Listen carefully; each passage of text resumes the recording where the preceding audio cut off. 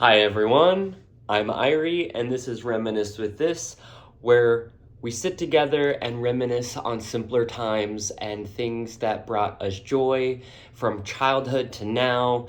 And it's everything from collectibles, toys, trading cards, movies, and just anything that really brought us joy and still brings us joy today. So I'm happy to share this little moment with you. Even though it's something new to me, I'm still excited to experience this with you. Um, I was thinking of, and working out some kinks of ideas and things. Because yesterday was Monday, I'm thinking of making it Mystery Moment Mondays. And because it's Tuesdays, it's kind of simple, but Trading Card Tuesdays, where, we do a little unpacking of trading cards. So today I will be doing two trading card packs that I'll be opening.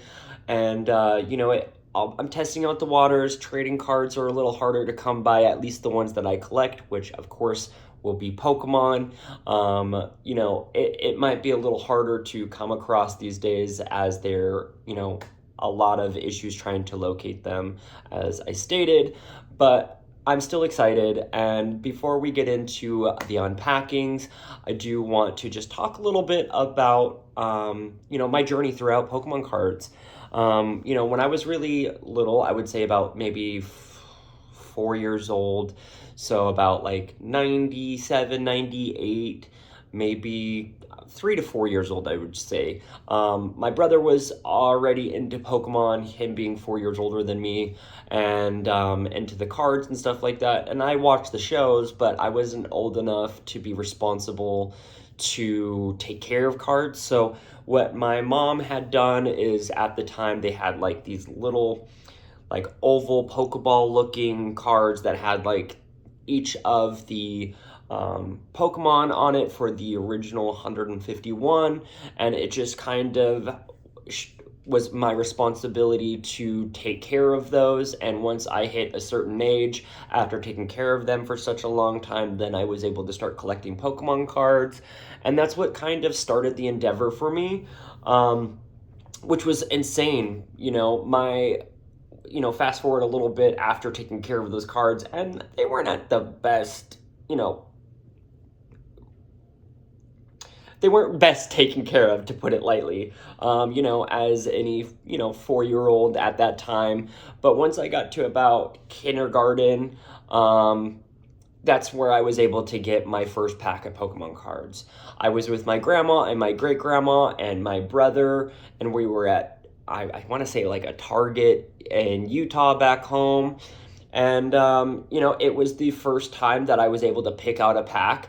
And I remember the old school, Pokemon packs, and I picked out Charizard, and my brother picked out one. And it was my first pack. And so we were all excited for me to open my first one. And I remember it was such a huge craze during that time.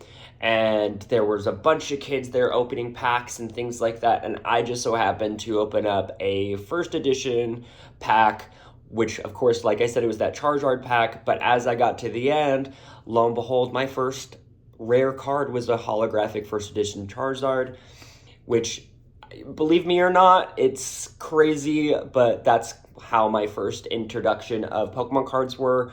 And then that night, I had my first introduction to trading, which was my older brother, who traded me other cards for the Charizard. And of course, me being as young as I was and naive, I didn't necessarily know the rarity of that card, but I kind of got swindled. I'm not even going to lie. I remember what I traded it for. My brother had me trade my Charizard for his Hitmonlee and Hitmonchan.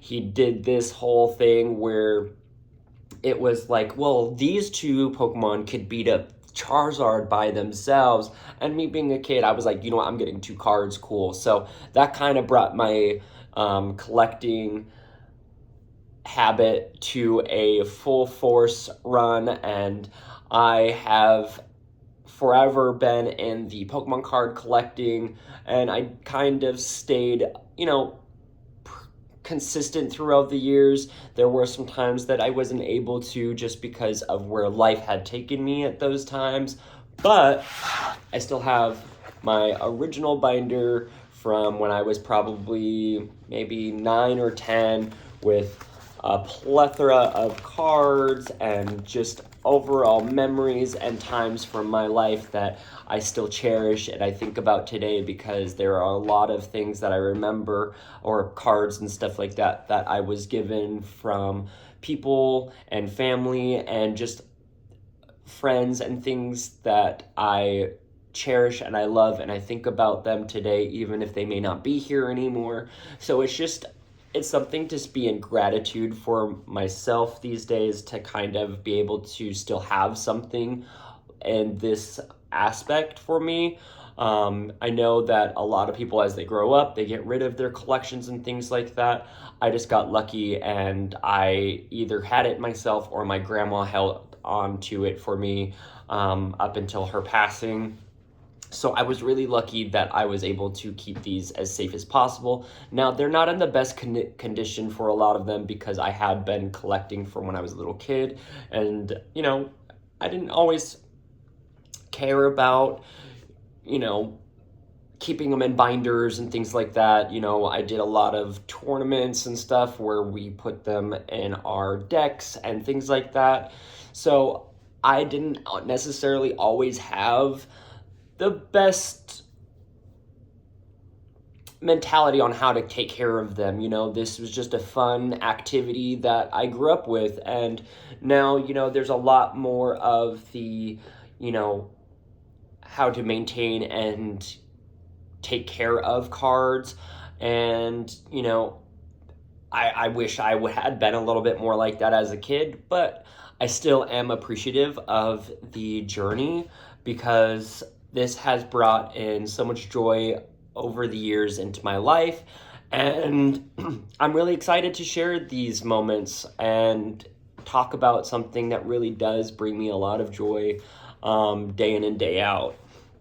And so, there's just some crazy cards and things like that. And, I know probably a lot of people know of this card from the 90s, which is one of my favorites. It is going to be that Mew from Pokemon the first Mew movie, and it's just something that is timeless. It's not in the best condition, like I said. A lot of my cards aren't, but they still hold memories and things that are importance to me. And that is still one of the cards that I've had since the original Pokemon movies came out with that collector's card. And, I'm just really excited again to start actually growing my collection again, because, there was a time that I just, like I said, I stopped.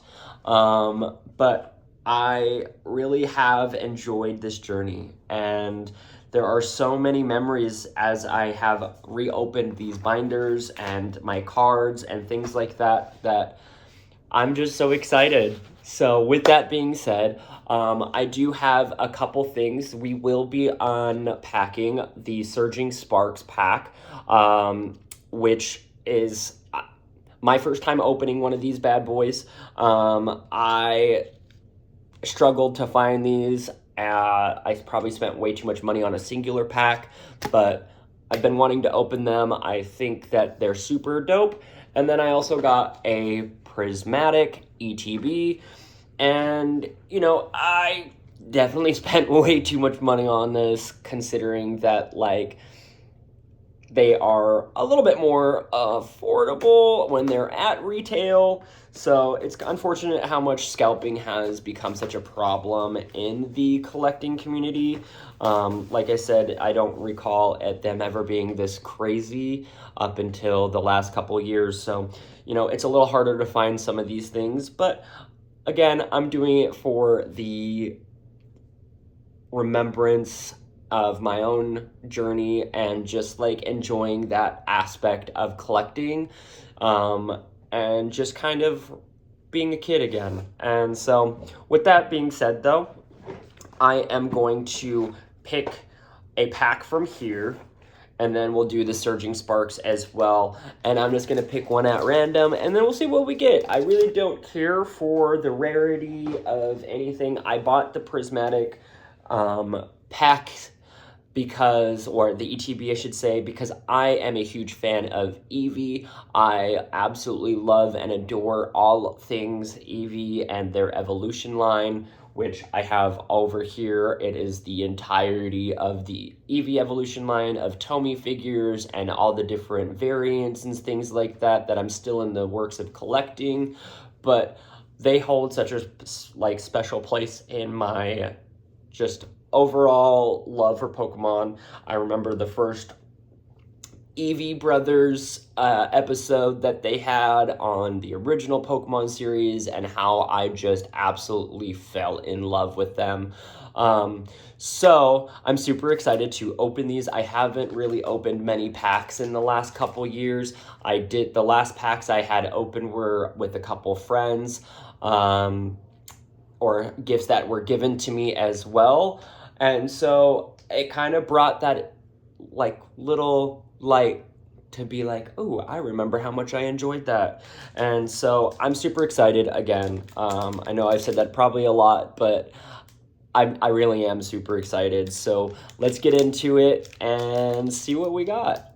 Dang, these cards, I forgot how to open them without, okay, there we go. So this is exciting. I don't know how to do the whole move whatever in the front or whatever, if it's supposed to be 1 or 2. So we will see. I know that's the energy. Okay, cool. So of course, this is my little energy. We got a trainer, Esper. Ooh, and some of these Pokemon I don't really know either. There's so many of the newer games that I haven't really played. So I like new cards. Extra Drill. That's awesome. That is, I didn't even know Primeape has a new evolution line. That's super rad. So this is just awesome. And then we got Xerneas, Rufflet, man. Now, I think these are all rad. Like I said, this is all, for the most part, some really new cards to me. It is just really bringing in a new love for cards and Pokemon, and the more new Pokemon cards I get of Pokemon I don't know, I am the type of person that I will sit and I will go and just doom scroll and figure out who these Pokemon are and stuff like that. So overall, I'm super excited. Now this is going to be the first prismatic pack that I have opened. And I'm really excited. It's been one of the hardest packs that I have ever tried to get into. Trying to find them has just been super hard. So I've got that purple energy, Dunsparce, Houndour, and then that's Applin. Oh, I love Goldeen. That's one of my favorite water Pokemon. I just have an absolute love for it. Haluncha, I want to say that was what, 5th generation, 4th generation, still learning that. Of course, this is the 4th or 5th generation, which it's what, Regigigas?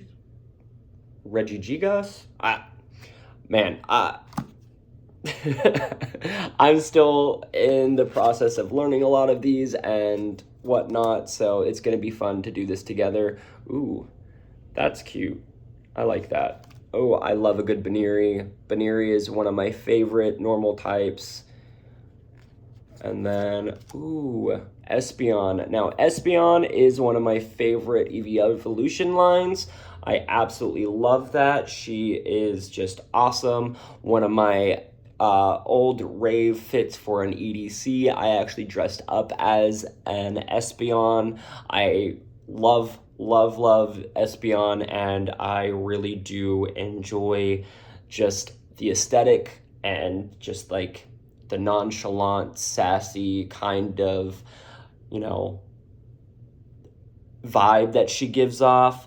Like, I just absolutely adore her. So I'm super excited to add these to my collection and to see where my collection grows from here.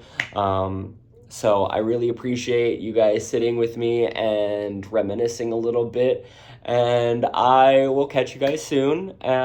Stay tuned to see what's coming up for the rest of the week and what I will be uploading for each day. And we'll just see how this plays out. From that, I say thank you and come again.